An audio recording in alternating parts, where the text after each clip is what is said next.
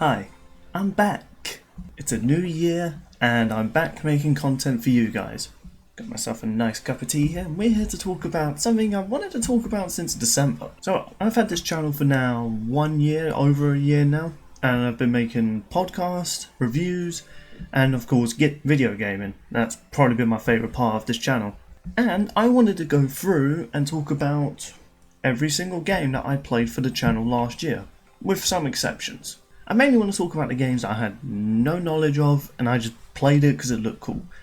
Games like Worms, that I played with your only mate, not sure I'm going to add that to the list because honestly I kind of already played that game a few times before. It was just more or less I just wanted to play a game with a mate and record it because it seemed like fun.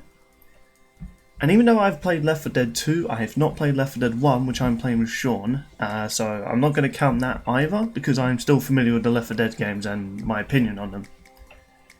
This is specifically me ranking every game I played that I was not too familiar with, though with the exception of some remake games, as even though they're remakes, there are some things, there's certain games I want to talk about are a bit different from the original. So get yourself a cup of tea and let us all sit down and essentially rank all the games that I've played for my channel last year. Starting off with my first Let's Play, Resident Evil 3. Now, if I had to be honest, on my first playthrough of the game, I thought it was okay at first. I liked the variant of monsters you would face in Resident Evil 2 Remake, and I also liked the new introductions. I even liked the fact they brought back the Hunter from Resident Evil 1. I remember when I played the Resident Evil 1 remastered on the Xbox One in 2019 after I got so excited after I played the Resident Evil 2. And my goodness, Hunters are like the scariest monsters to me in Resident Evil. They're fast, they're quick, they're deadly, one strike from them is an instant KO. In fact, they're so unpredictable, their movement. I mean, zombies were unpredictable as well in their own instances, but when you kind of figured out shooting off their limbs and stuff like that, it did become a bit easier. I guess you could argue the Hunter as well was a bit easier. Once I found out acid rounds would damage its armour, that made them slightly less trouble. The thing is though, because they sometimes dodged the attacks, it made it a bit harder to predict when they'd do that. Definitely, the introduction to Nemesis? Holy crap. The Tyrant from Resident Evil 2's remake was scary. The first introduction to him where he lifts that helicopter up and just starts stomping after you was scary. On the first playthrough. In fact, even though I didn't record my playthrough of that when I played that in 2019, Tyrant's not really that scary as many people say. I mean, don't get me wrong, it's scary at first glance, especially when you're hiding, you hear his stomps. But once you figure out, just shoot his head and it'll daze him for temporarily, he kind of became more of just an obstacle. Don't get me wrong, when he showed up it was scary, but every encounter was pretty much the same. He pushes open door, stomps after you, you do a little loop-de-loop around him and escape. Don't get me wrong, his boss fight was pretty cool when he transformed to the Super Tyrant. See, they were very creative with that name. But Nemesis, on the other hand, was so unpredictable. On one instance, he could pull you out of a safe room and you wouldn't even see it coming. He would climb on walls and jump down and, smack a zombie into you. He would throw a zombie out of the way just to get to you. And the bit where he chases you with a bazooka? Damn! Whose idea was it to give a bazooka to a tyrant? I will admit though, Nemesis became less intimidating once he just became a standard boss. Similar to what the G-Virus monster was in Resident Evil 2's remake. Yeah, it's scary at first, but really he was just the boss of that level. When you get out of the police station, you face the early version of him. When you got to the sewers, you then faced a more powerful version. When you got to the laboratory, you fought essentially the fully engulfment of this G-Virus. Nemesis was kind of both the tyrant and the G-Virus monster. So, first few levels, he's actually intimidating, unpredictable. He would regularly try and switch up his gameplay style just to get the jump on you. But then after the train scene, he essentially just became a boss. And don't get me wrong, I didn't hate his boss fight, but I did think he was a bit of a bullet sponge for a game that tries to advertise being a survival horror. And no, a survival horror isn't you need to be very sneaky with your tactics when facing the monsters. It's more or less, what is the right time to use my supply? Do I use it now to evade the monster, or do I save it and essentially try and evade the monster with my skills, or risk taking damage and wasting my health kit? That's how I've always viewed survival horror. But with that said though, after I played a little bit more of it, after my YouTube Let's Play of it, I actually had a bit more respect for the game. I mean, it's fun. When you know everything's coming in a way, it did add to a bit of tension. And heck, many times, Nemesis does things that I didn't even see in my Let's Play. For instance, when you're in a toy store, he's sometimes watching you from outside, waiting for you to come out. Sometimes when you hide in a safe room for a while and you think he's gone, he'll be at the other end of the door to throw you out, or just straight up just pull you out just the moment you get a few distance in. When I tried to run to a safe room just to get like another health kit, he would jump in front of me, cutting off my path. Heck, there's even times he's blocked my bullets. Like, holy crap. He has a heart thing on his chest where you could shoot it and damage him. He would use his hand to block the bullets to prevent you from shooting it and damaging him. Admittedly though, when you do have a grenade, he does become less of a threat because you could just lob a grenade at him and he just goes down once. Admittedly though, I think in total I found only 3 grenades, and I mostly wanted to save this for boss fight, so you know, I wasn't too annoyed. So I think with that said, I am definitely giving Resident Evil 3 a I had fun rating. The next game I Let's Played was Undertale. Never heard of it until 2019. Then I saw my friend Gyro talk a lot about it. I saw my friend Yang the Insane talk about it. And even on Duo's Discord server, people have brought up Undertale characters. I just didn't know jack shit about them. I've seen some of the Sans memes where there'll be that glowing blue eye and then it'll just be over a skeleton character. I didn't get the meme, so I didn't really find it funny. I kind of felt bad. YouTube channel, when I was going to play video games for it, I thought I would actually play Undertale for the first time, give people my first viewing of this game. This game came out like 5 years ago. It's really weird to think about how late I am to this game. And what I got from it was a full-on nostalgic trip in a way, because I've loved retro style looking games. It's very artistic this day and age. Not only that, with how much technology is developed with video gaming, pixel graphics can be used to essentially be like an art. Not only that, Undertale's humour and wide variety of characters and personalities really sold this world. I always look forward to interacting with these new characters I find because they all had such personality. My first introduction to the Skeleton Brothers, Sans and Papyrus, was probably the most fun I had in this game. They're so wacky, they're so funny, it really made it sad when I kind of got past their level. You would interact with them a bit more later on, but it wasn't as fun as like it was when you first meet them. The main villain of the game, Flowey, was actually pretty scary as well. The fact, if you watch my Let's Play of it, when I killed Toriel by accident, I felt bad, I didn't want to save, so I actually asked my friend Jaru, how do I defeat her without killing her? And after I figured that out, and I met Flowey again, he was being cocky and all this and that, but when he found out that I actually didn't save my game, and he knew I felt bad for killing Toriel, so I restarted so that I could save her. That was pretty scary. Not like Nemesis level scary, where he had an unpredictable game style and he would always show up when you least expect it. But the fact the game's villain was that intelligent that it looked in my game files and even my computer files to figure out that I actually didn't save my game just so that I could save this one character. Honestly, a villain that really messes with you mentally is pretty shocking. In fact, Jara even told me I should go back on the bridge just to see an Easter egg, and it showed Flowey was watching me a lot of times. And even more times, if you were to explore like other areas and then go back sometimes, Flowey's there ducking up behind something because he's watching you. So the fact is he's always behind you, watching your every move and judging you, really added to this creepy factor of this villain. Honestly, if I really had to nitpick something I didn't enjoy, some of the bosses were a bit cheap, like Mettaton and Undyne. Actually no, Asgore was also pretty shitty. I mean, don't get me wrong, he's meant to be this tough boss fight, and losing to him is kind of part of the story, but I do think some of his attacks were kind of bullshit. But those were very nitpicky opinions on the game. So far, I consider this to be one of the best games I played last year. Even though this game came out years ago, I still think it deserves to be talked about even to now. So for that, Undertale definitely goes in. I loved it. Now, I've been praising a lot of the games I've been playing so far, but this next game is gonna have mixed opinions, not just from me, but I'm pretty sure anyone who watches this video. Dino Crisis. Now, I wanted to kind of mix playing like newer games with older games, and one of my friends told me about this Resident Evil style game, but with dinosaurs. As a kid, I loved dinosaurs. Even now, I still love dinosaurs. They are such a unique species of animals. There are those that took to the skies. There are those that swam in our oceans. Ones that walked on land. Ones that stood above like the norm of dinosaurs. And apparently an old school retro Resident Evil style dinosaur game sounds like it would be a good time. And it was. For the first 3 hours. Yeah, now where is Resident Evil 1's game, which I did play, had very unique enemies, very unique puzzle solving, an interesting mystery behind everything, a hidden story on what happened to this place. Dino Crisis kinda has that, but very simplified, if you know what I mean. So for instance, the total of enemies that I can remember at the top of my head actually fighting was... yeah, I think it was only 3. Raptors, those really fat, weird looking dinosaurs, the pterodactyls, and I count the T-Rex as being like mostly a boss.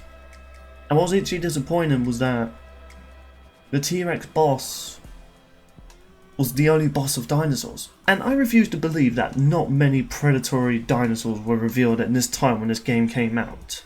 But no, just a lot of these dinosaur bosses were just the T-Rex, and it felt kind of underwhelming. Following Resident Evil 1, for example, you had a giant plant monster, a giant shark that was mutated, you had the Tyrant, you had a giant snake. Those boss fights were really cool, but why couldn't they just implement that sort of same creativity into this game?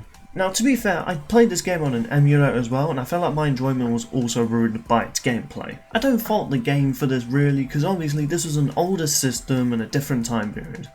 And to be fair, its gameplay works when it comes to games like Resident Evil because you had to deal with not as fast moving monsters with its tank controls. But in this game, every monster was faster than you had to awkwardly grind up against a wall to press like traps to keep the monsters out.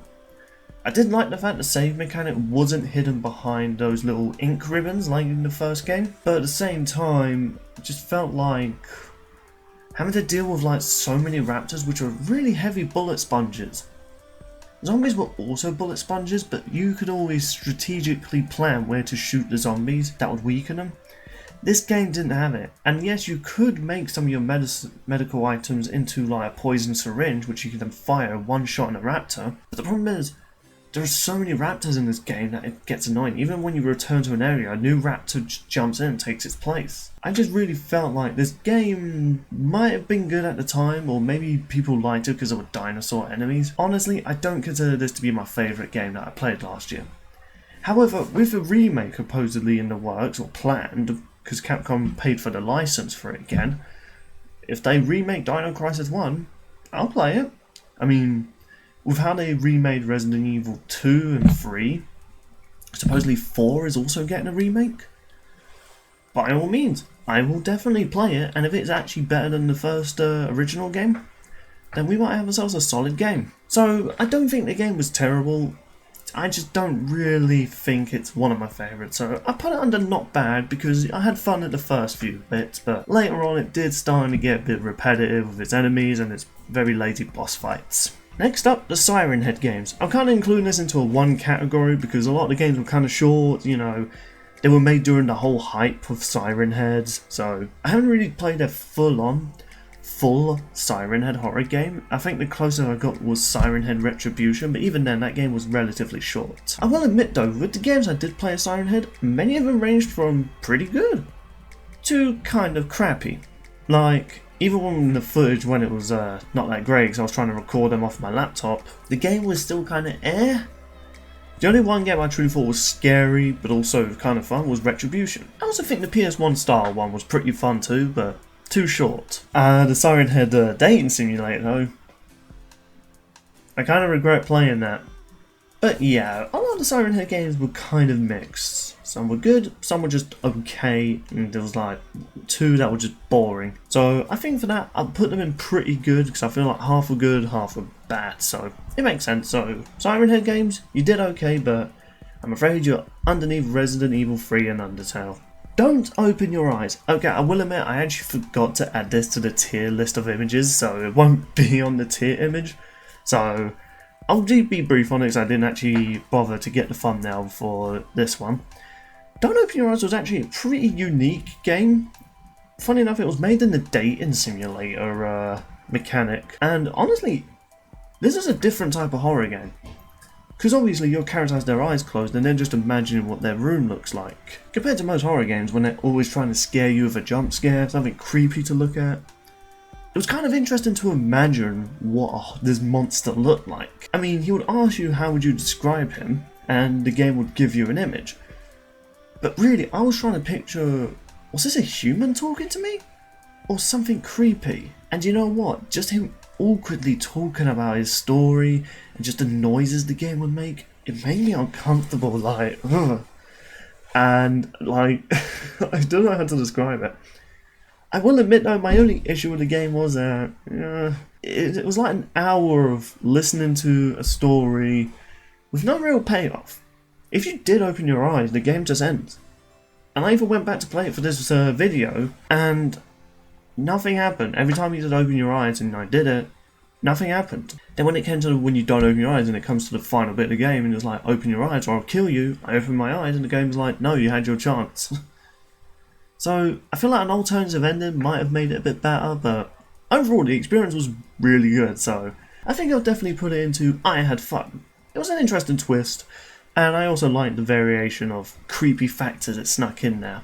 After I finished playing Undertale, I was looking for the next main game to play, and at the time I was going to play The Last of Us Part 2, but that got delayed at the time of my channel progressing, so I was thinking to myself, well shit, I don't have a game to play until it's out. Well, that was until I found out about Resident Evil 4 and I saw its gameplay on the Xbox One. I was thinking, since I'm getting into the series and I'm looking forward to Resident Evil 8 that's coming out this year, why not play through all of Resident Evil 4, 5 and 6 this year? I didn't get to 6 until this year, which videos of that will be coming out soon, don't worry. So Resident Evil 4, honestly, I love this game. I will admit the tank controls were a bit off-putting because I really thought at this point they kind of solved that. I also don't like the fact you can't move and aim at the same time. You really telling me after this game jumped from the PlayStation 1 onto the PlayStation 2 they haven't figured that out yet? But what we did get though was a really fun action-packed B-movie horror. Yeah, your zombies were in it, but they were kind of like your infiltrate, the grunts from Halo, the terrorists from Call of Duty. They didn't have anything unique about them, they just carried weapons, really. They're just there to be killed easily so that you can get ammunition and health from them while you fight the more threatening enemies. I also like the variation of different types of enemies. Sure, you had your standard zombies, but you had that one chainsaw wielding zombie. I actually questioned if he was a zombie or if he was just a really strong person who could tank a few shotgun shells. The boss fights were really fun. I really enjoyed Sadler as a boss fight. I also loved his all villainous speeches. He really carried on as a typical James Bond villain. And as weird it is to say, even though I did get kind of annoyed in my Let's Plays when I was protecting Ashley, she wasn't as hard as the internet has memed it out to be. Okay, there were moments when she would just stupidly duck down and just get herself killed, which makes me question if these people wanted her to infiltrate the government, why do they threaten to kill her? But the amount of times that she actually provides assistance to Leon, like pointing out areas you could shoot to slow down bigger enemies, the fact she'll help move something while you fend off the zombies, the fact you can also just tell her just to hide in a bin and then just, kill all the enemies, then call her and she'll run right over to you. Hey, most of the time in the game, even though it was more action-packed, you don't have to fight all the enemies. I will admit, I did also like the fact the game didn't take itself too seriously. Don't get me wrong, I love Resident Evil 2 Remake and the 3rd Remake, but they did kind of play it so seriously with the story of these type of characters. I mean, for Christ's sake, you have a frickin' giant man in a bulletproof trench coat and a top hat chasing after you. You could at least be a bit comedic with that. And overall, I had fun with the game. There was a few rage moments in my Let's Play, but when I went to play it on my own time, I had fun with it. I didn't see it as a bad game at all. It was really fun. And even though the game's getting a remake, I do kind of wonder if my opinion on the remake will be a bit biased. I'm going to not be as biased when the remake comes out, and I'm definitely going to play it for the channel. But as of now, the Resident Evil 4 game definitely deserves to be up there with Undertale. I consider it to be a gem. A really good game. Funny enough, mentioning Undertale, I thought I'd go online and look for some fan games that were made of this series, and there's some interesting ones. Yeah, you got your typical fanfic. Every time a game gets popular, there's always the fanfics. Another game that I saw though which was quite disturbing was Undertale. Now Undertale is currently as a demo, but I looked up about this game and this story's freaky. So this story is essentially Frisk, rather than just, you know, talking to the king and making a deal to get out. Heck, I don't even think Frisk even hung out with all of their companions that they've met on this journey. No, just decides to kill Asgore and escape. I think in this story as well, Frisk has killed Flowey, so Frisk escaped the underground and just went on to live with their life. It makes you wonder though what happened with the people in the underground. Well, the writer of this comic series, yes, this is a comic series, yeah, they made a very dark story.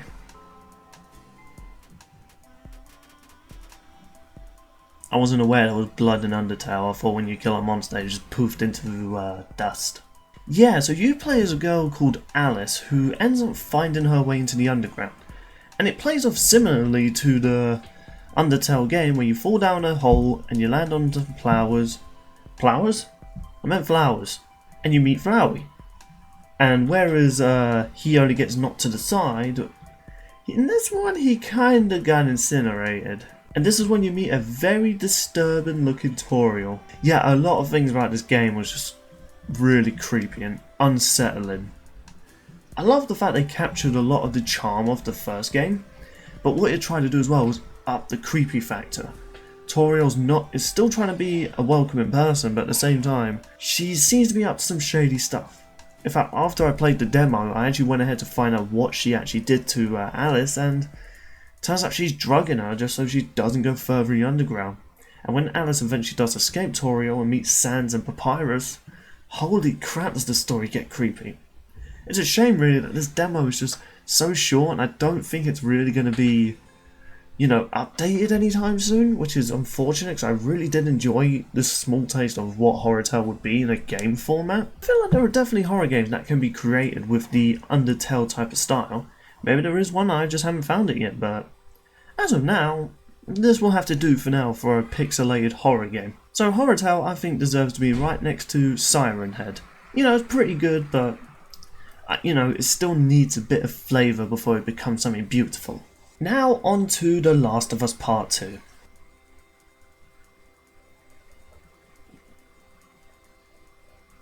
Honestly, I feel like if I say anything I'm gonna get ridiculed online. Okay, I was not aware of the controversy behind this game. It turns out there was actually a lot of false advertising for this game, which I went ahead and for this video I decided to watch the trailers of, and I can kind of see why people are annoyed. For one, we still get to see the wolves killing an unknown character at the time. They actually kept it really good a secret, because from the trailers you would probably think that girl that Ellie was with was the one they murdered, so Ellie's pursuing them and so in search for revenge. And then most of the trailers didn't show Joel, it just showed Ellie. It wasn't until the final trailer where Joel is in the scene where in the full game, rather than it being Joel, it was Jordan. Jordan or Joey? I can't remember. What was the Asian kid in The Last of Us Part 2? I can't remember his name. So yeah, whereas Ellie's friend was in that scene, in the trailers they made it seem like Joel was going to be with Ellie for this journey. Wonder why they changed that? Well, I actually did some digging into it, and it turns out none of the people were happy with the story that they were creating. One, they kind of made the wolves out just to be some psychotic bandit group, which, if I'm being honest, playing an entire game where you're seeking revenge on some random bandits doesn't really strike me as an interesting setup for a game. In fact, most of the story where the Scars were involved and the wolves was kinda non-existent at the time. So they thought they would make it a bit more interesting by having Joel be the one murdered instead, and he was killed as the girl Abby was taking revenge because her father was that doctor you just murder in the first game. Heck, I remember when I played the game for the first time in 2019 when it was free on PlayStation, I tried to not kill the doctor, I tried shooting next to him to scare him, but no matter what you do, you end up having to stab the doctor, which is really fucked up. In fact, I'm probably one of the few people who did not like the ending of the first game. Yeah, I'll say it, I did not like the ending of the first game. I mean, Joel murdered a bunch of people and kidnaps this girl just so he could be a replacement of her father. That's kind of mental. I mean, really people, you're really happy with Ellie being depressed for the rest of her life and Joel just pretending that he saved her and he just stole this girl just so he could be a dad again? You're really happy with that? I mean, I'm not going to pretend that the story of the second game was anything groundbreaking. In fact, it was kind of sad seeing Joel die, despite the fact he's kind of a psychopath now that I think about it. In all honesty, I kind of understood why Abby wanted to kill him. I mean, he killed her father. I think anyone would want revenge after that. But anyway, I'm not here to actually judge the story. What about my experience when I played this game for my channel? Honestly, it was actually really fun. Yeah, I'm not going to pretend I didn't have fun playing the game. I loved the improved stealth mechanics. I loved the combat. It was really brutal. Every punch or every stab you do to an enemy really felt painful, crunching. I also liked the fact there were multiple weaponry that you could really use, because in the first game, most of the weaponry ranged from pistol, strong pistol, slightly more accurate strong pistol. In this game though, you had like a crossbow, you could upgrade your pistol to be a silencer so that you could aim better and take out enemies quietly. There was new enemies introduced, it wasn't just generic guy with gun. There was actually a few enemies with variety. There was those really tough guys that had the heavier weaponry. I even liked the inclusion of more interesting boss fights. Granted, they did kind of use the bloater one twice, which was a bit lazy if you ask me, but hey, I still enjoyed it. The Rat King enemy was definitely a bit of an interesting boss fight, and even to the point it could separate into like weird like morphed clickers. Ugh. I also like the fact that I've seen some YouTube videos where people have snuck past every single guard without needing to kill a single one. I wish I was half as good as that. I mean, where the game definitely shines is in its gameplay, which is what I think a game should strive to do. Listen, your game could be as pretty as it wants with its graphics, and its story could be as compelling as ever. But if your gameplay's kind of meh, then it doesn't really make it worth playing. The story in Dino Crisis was pretty interesting, but with its gameplay and annoying enemies, I didn't really care about the story at that point. So it's kind of an interesting aspect of what I think about The Last of Us Part 2. The story is kind of mixed. There's some good I liked about it, there's some bits I didn't like about it. I didn't kind of like what they did with Ellie, turning her into a psychotic person, a Joel 2.0 essentially.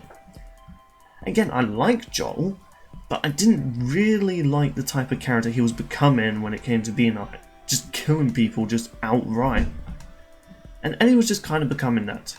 We got a small taste of her being somewhat more human than Joel with how she reacted after killing Mel after realising she was pregnant. Again, I feel like the problem was because Abby was introduced in killing everyone's beloved character, the internet found it hard to root for someone like Abby. Even I kind of found it hard at some points, but I think after I completed the game I could kind of understand both ends. It's kind of a weird conundrum.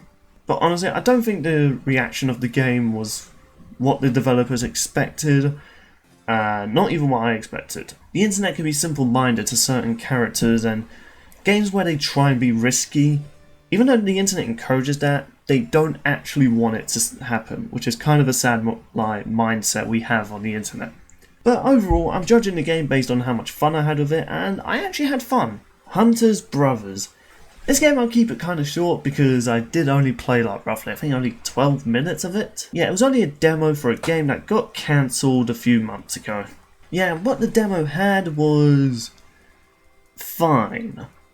It had some good scares, and I was very interested in finding what happened to this world, why the air is so toxic, why is all these mutant creatures roaming around. Who was that guy you were speaking to as he was telling the story? Who was the girl on the radio who's asking for help? And why your character wants to save them is a bit weird.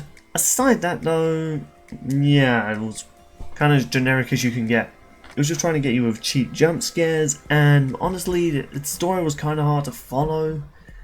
I was kind of questioning whether this was in the guy's head, but now we'll never know because the game got cancelled. So, I might sound unfair for doing this, but I think Hunter Brothers definitely goes into not bad. Sort the Court. Now, if I had to be honest, when I played this game last year for a little while, it was fun, it was a guilty pleasure, and I thought, you know what, it was actually pretty decent. But of course, I actually replayed that for this year because I wanted to actually get the ending, because it turns out it's not too long to get the ending. The game's really boring, if I had to be completely honest. The art style's really adorable. I also like the bit of humour it tries to throw into it. but after like an hour of playing, it was just pretty much just pressing the same button for an hour. It was just so boring after a while, and honestly, once you've reached like 150 like happiness, honestly, you can start taking better risk with like if people get happy or sad. Heck, even when you lose all your money, the game pretty much just says, hey, just make a deal with this person and you know, they'll just give you some gold. There was really no risk and reward system, and a lot of the aspects of the game were just so boring. Heck, even the main game story was just kind of lame. When I joined the Council of Crowns, kind of felt empty inside, I'm not gonna lie. Hours of this game, and it's just not interesting. The game even encourages you to keep playing because new elements of the story get added. No, I'm not gonna keep playing the game because there's nothing interesting that happens. Another game I can actually compare it to is Reigns, which I remember playing on my old phone when I was in school, and that game was a bit more interesting. You had to balance out who you support. Your people, your army, your church, or your funds. Whichever one goes too high, you'll get like killed. This game though just feels like a weaker version of it. You know, like there's those bootleg games of like popular games that just came out. It was kind of like that. So Salt the Court was not bad, but I definitely think it deserves to be in the lower area, I'm afraid. Sorry to say that, Salt the Court. The next game that I actually played Hunter Brothers on was Sweet Dreams. Sweet Dreams was a demo I played alongside Hunter Brothers because I wasn't aware how short the demos were.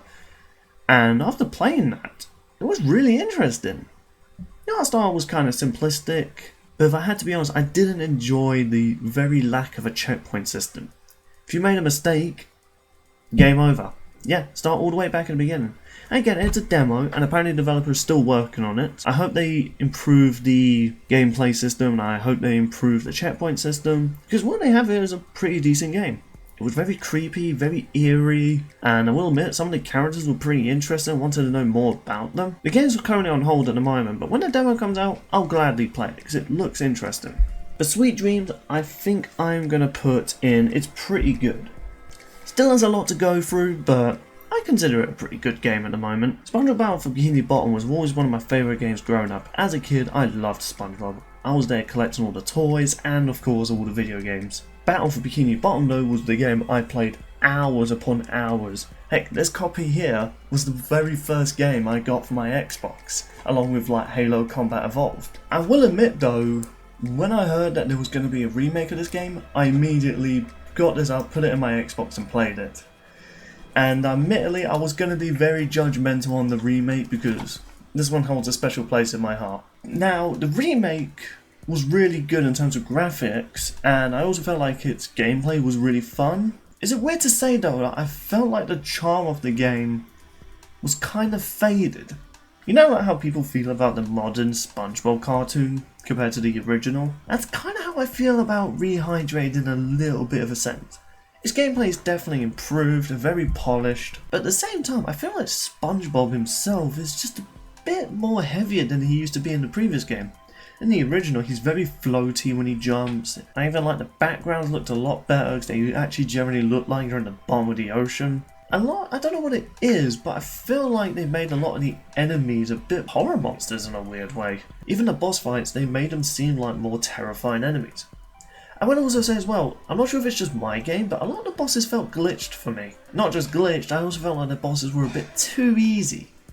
Now normally I don't really complain about easy boss fights, especially for a kid's game, as this is what it's advertised for. But I felt like the game almost held your hand for a majority of it. There was also that one weird glitch where I just instantly died, despite the fact I barely took any damage. Also, I do feel like a lot of the abilities that you got for SpongeBob, they felt a lot weaker than they did in the original. It sounds like I'm nitpicking the game, I still loved it. It could just be my bias as well, but I just felt like the original was a little bit better. In saying that though, it was great playing this game again, it was really fun. I did enjoy a lot of the aspects, and I did enjoy the polish that the game had. So, SpongeBob Battle for Bikini Bottom Rehydrated, I think is worthy of going and it's pretty good. It's not a masterpiece, but you know what? I liked it. Henry Stickmin. Henry Stickmin, like... I've already talked about him in my Flash Player video, but to sum him up, Henry Stickmin was one of my favourite games when I was playing as a kid. During my IT lessons or just breaks at school, I'd always go to the computer room just to play random games, and Henry Stickmin was one of them. It was like basically video game Looney Tunes. I loved every aspect of Henry Stickmin, and I'm really happy he got not only a remaster of all these classic games, but also a whole new game which wrapped up his story finally. The developer has gone on to say he doesn't plan on making any more Henry Stickmin games or any DLC. It's unfortunate because I do feel like there could be more explained about Henry Stickmin. I'd love to know what's happening with the Top Hat Civil War, which probably my least favourite story of the new one. You know, it would have been actually cool if we see Henry teaming up with the government to take on like his original gang while Ellie's their leader. Though with the fandom, they've created a whole bunch of Henry Stickmin fan games, which I'm definitely going to play for the channel at some point. And heck, someone's even making a fan-made origin story to Ellie. Ellie was one of my favourite characters in this game, and even though I kind of discovered her late, I really wanted to learn more about her because she seemed quite interesting. But overall, it was a full-on nostalgic trip playing through this game. I loved all the comedy, I loved the new game and its pop culture references. So I definitely believe this game deserves to be up there with Resident Evil 4 and Undertale. Another game made by a really popular indie developer, Skit. I played a lot of his games as a kid, mostly the Don't Escape series. Well, I say I played a lot of his games, I only played the 2 Don't Escape games. I couldn't play the third one, it was too scary for me as a kid, and I'm still debated on whether I want to play those games. But now that I'm a lot older, I did decide I want to actually eventually play his other game, the Deep Sleep series, or his trilogy. And I played the first game at the moment, I haven't played the other 2 games, so I can't give it a full review of what I think of this series. But judging the first game based on what I played of it, really spooky. I feel like what I said with Undertale with its pixelated graphics, I really do think this game really strives and really excels at its pixelated style. It really does give this decrepit like style and everything like that. And even though it's all pixelated, you can put an image of what is going on there. The moment you meet that weird shadow monster, like the way it chases after you, really damn creepy. And because it's all pixelated and it's in a shadow format, I don't know what to imagine that creature being like. Most monsters that creep me out are very disfigured looking, they have very meaty, very clawy type looks that give me like really uncomfortable feelings. Or they're disfigured and stuff like that. But this one was like, it was just a shadow chasing me, with just white eyes just looking down at you as it chases you. That made me uncomfortable, despite its very simplistic style. So even though I've only played the first game, it made me uncomfortable, and I do feel like I want to play the other 2 games before I properly judge it, but I feel like for just this video, I'll say I definitely had fun in it. I like the puzzle solving, I like the very simplistic art style, and I also like the creepy factor. Samurai Jack Battle Through Time. I'll give this one short because I did mostly play it for a one-off video, and at the time I played this, I finally binge-watched all of Samurai Jack. And from what I saw, it's a good show. I liked it. The writing's good, the animation's top quality.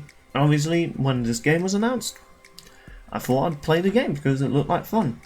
And yeah, it is a lot of fun. I definitely had fun with it, but after I played it off screen on my own time, it kind of got a bit repetitive after a while. It did just feel like a very okay hack and slash game.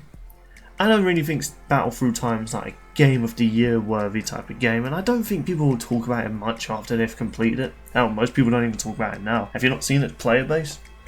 It's not that great. But you know, with its boss fights and with its interesting mechanics, and I even like the little weaponry system. I do like that you can actually carry other weapons aside Samurai Jack's swords. I also find it funny that there are weapons more powerful than Samurai Jack's sword, which gameplay wise makes sense. The sword's meant to be indestructible, it's your main weapon to go to when your other weapons are destroyed. But how the fuck does a mallet become more powerful than the sword? Regardless though, I had fun with this game and the boss fights were fun, and even though near the last portion of the game it did get a bit repetitive, I had fun with it, and I hope to see more Samurai Jack in the future. Daymare, 1998. If the cancellation sign next to the playlist doesn't say much, was not a huge fan of this game. It was fine. I mean, it was clearly inspired by Resident Evil, the classic ones. But since I'm not sure if this is only on the console version, maybe the PC version's better. But the controls felt a bit broken a lot of the time. The enemy movement was very stiff, the acting wasn't that good.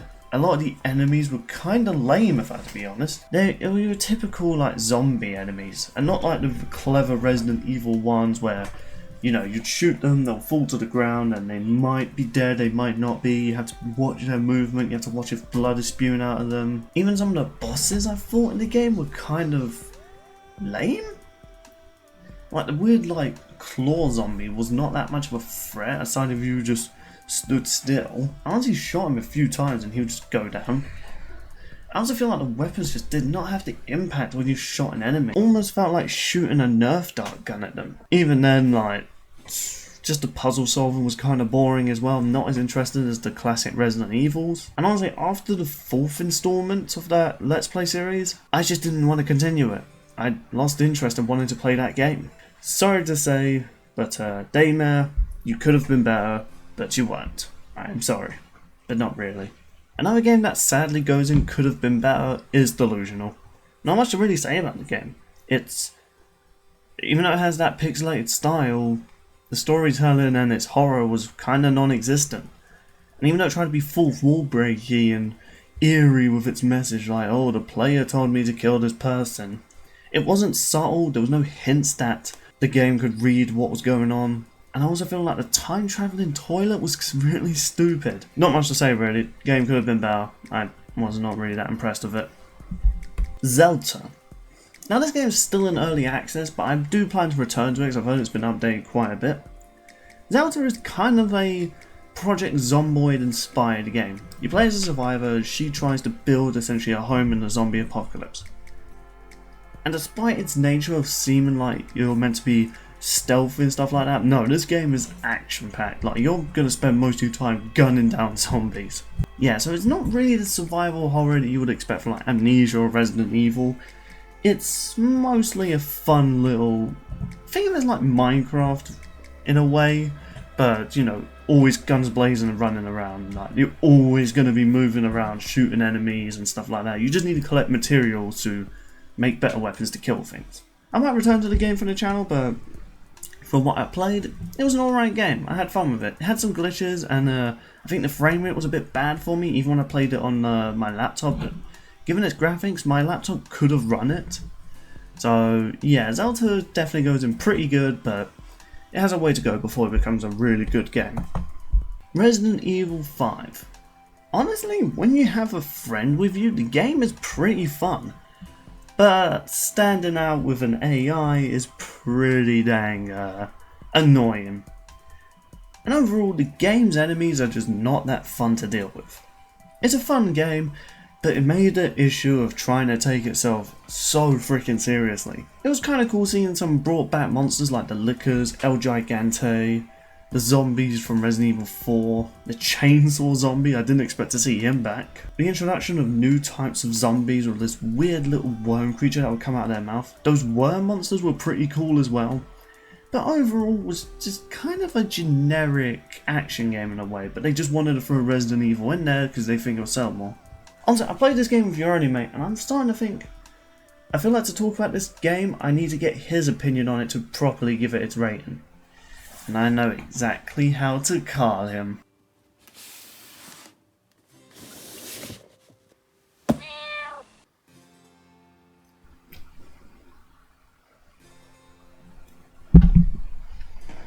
Hello? Don't you dare! Hey, you're only mate. While I've got you on the line, do you want to give your opinion about Resident Evil 5 when we played it? Alright.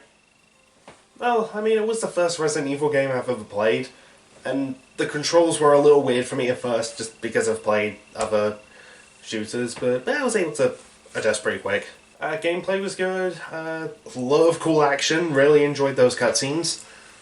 And if anything, just from the playthrough, I think the biggest highlight for me was probably just inexplicably cooling who the masked person was. Thanks, mate. By the way, how'd you get this number? You texted it to me last night. I never text you my phone number. Uh-oh.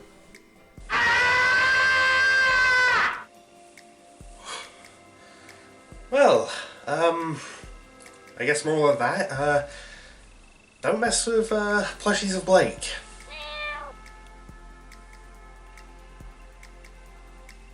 Yeah.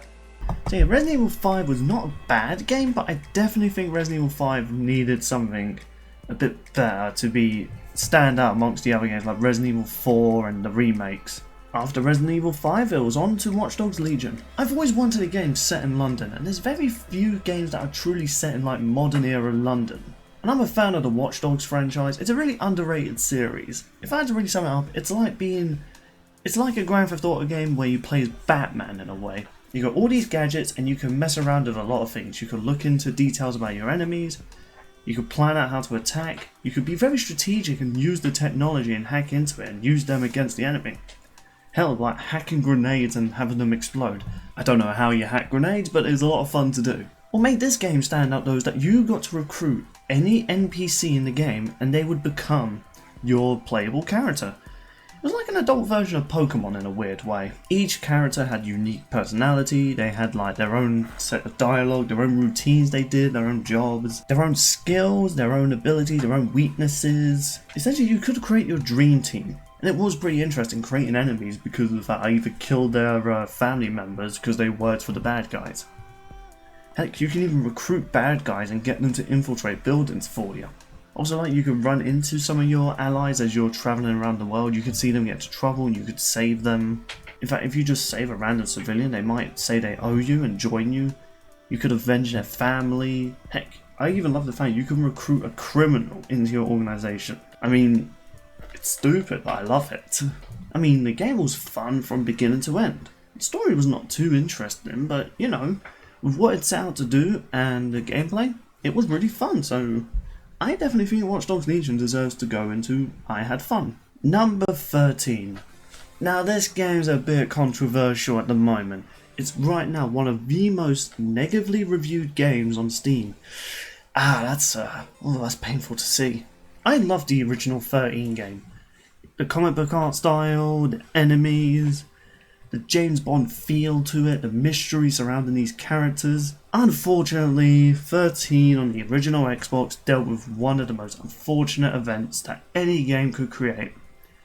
It created a cliffhanger, and in doing so, it kind of shot itself in the foot. Because the game didn't sell as well as it did, no sequel was ever made. I don't know if the story's ever been sold in a novel or if there's like a spin-off coming out, but I was very disappointed with like the ending to that game. Don't get me wrong, I still love the original game. I haven't yet played it again after so long, but when I heard the remake was coming out this year, there's been a lot of remakes this year now that I look at it, I was excited to play number 13. And it was fun, except when it lagged. Honestly, the gameplay still worked as well as it did in the first game. It was kind of funny seeing them add ragdoll physics onto these characters. Well, I don't know why they did that, but, you know, it's charming. But yeah, one of the things I really did not like was the lag. I was playing this on my Xbox One S, but this game could really not run on my Xbox One? This game could not run on my Xbox One, yet the original could run on the original Xbox. I just don't understand how. But the developers have said, due to the pandemic, it has really made work life a bit more stressful, and they've been struggling with like their workspace. Now, I'm not a game developer, but yeah, it's understandable why so many companies, including game developers, have suffered due to the pandemic. And obviously, these are indie developers. They're not some big company like Ubisoft, Naughty Dog, Activision, Capcom, where they have multiple studios across the world. This studio only has one and very few handfuls, and because they have to social distance to keep their staff safe, it's going to be hard to communicate when it comes to helping with the development of this game. I do think maybe if the game was delayed till this year or maybe later on, then this game wouldn't have received the backlash it got. But now because of the backlash, number 13 stocks and like money have just gone down. And I'm afraid we're just going to have a repeat of the original scenario. It didn't earn enough money, so yeah, we're not going to get a sequel most likely. And honestly, if they fixed the lag, it probably would have been a good game. And honestly, it's a shame though that they still have some of the issues the original one had. I was a bit annoyed that they got rid of the comic book art style and it just looks like a weird Telltale game, and not a good Telltale game. So number 13, I am afraid I'm just going to have to put you into not bad, Next up, 3 AM at the Crusty Crab. Meme-wise, it's a silly game, and as much as I had fun with it, it was nothing really that interesting when I got to the near last portion of the game. Saying that though, this game is my most viewed video on the channel. That's kinda sad. But yeah, the game is pretty much as basic as you can get.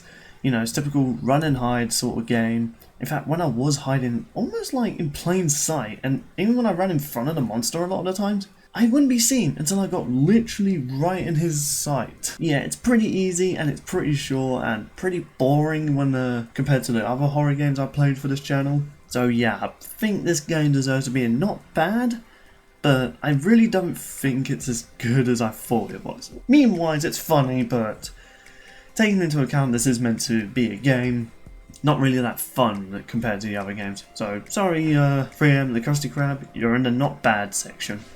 And the final game I played for that year was Sleigh Bells, a kind of surprising parody game.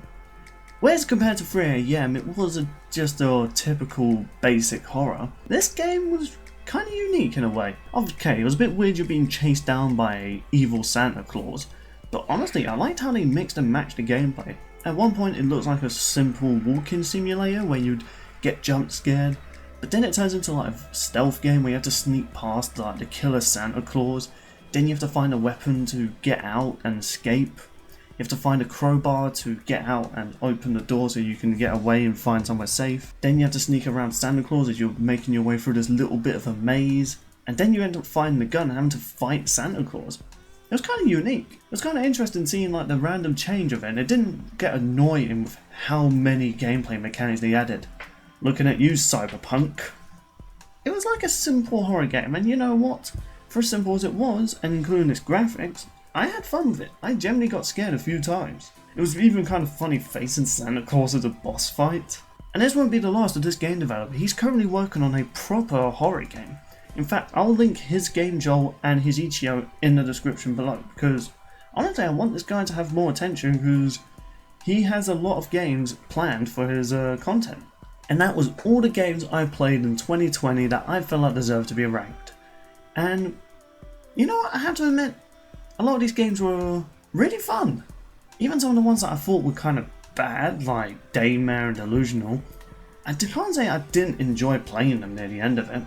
Sure, some of the games got repetitive, some of the games have missed opportunities, missed potentials, some games were just generic, but honestly this is like my first proper YouTube channel where I actually played games that looked interesting to me and I had funny reactions to. I loved my reaction to the clicker jump scare. I loved all my encounters with Nemesis. My reaction to all the jokes in Undertale. The absolute craziness of Henry Stickmin. So, end of the day, yeah, I liked all these games. Even though some of them might not be the best. I mean, total of 3 games made it to the top tier list. But, I really enjoyed all these games I played last year. And I'm looking forward to the games I'm going to be playing for this year. And I really hope you enjoyed me giving somewhat of a small review of all these games. It wasn't exactly like a top 10 best games I played last year list, but I'm hoping you enjoyed another one of my reviews, and who knows what this year will bring. So thank you all so much for watching, and I'm really glad to be back making YouTube videos. So stay tuned people, the podcasts are back, my reactions to stuff are back, my gameplay videos are back, and I'm looking forward to sharing them all with you. So thank you very much for watching, and if you enjoyed what you see, share the content around and get the channel growing. Farewell everybody. Uh-oh.